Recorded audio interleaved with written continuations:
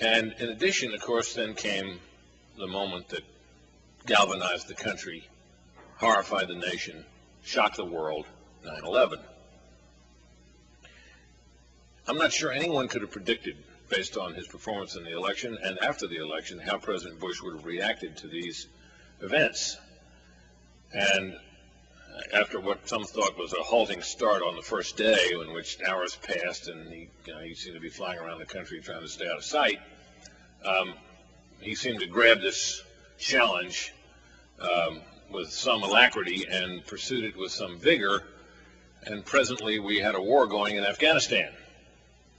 Now, in retrospect, everybody was for that war, which is often the case with things that work out okay.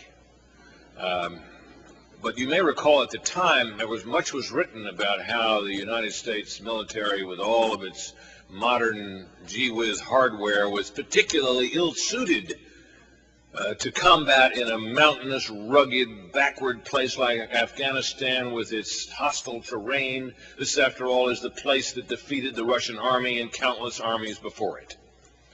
And I can remember very vividly the reporting on the issues. That there was a lot of reporting being done from the border areas around Pakistan as refugees were coming out of there, and it was widely being reported that the bombing that the United States was doing was not working, and that it was going to be counterproductive, and you couldn't bomb your way to favorable popular sentiment, least of all in a place like Afghanistan, and so on. And I remember predicting one week on Fox News Sunday that we would soon have a story that said that the bombing was actually helping the Taliban. A week later, we got it. It was in the Washington Post, and there was interviews with refugees at a place called Quetta, as I recall, on the Afghan-Pakistani border. The refugees were saying that the bombing is terrible, and we hate the Americans, and it's all awful, and the Taliban are doing great. And about a week later, the Taliban fell.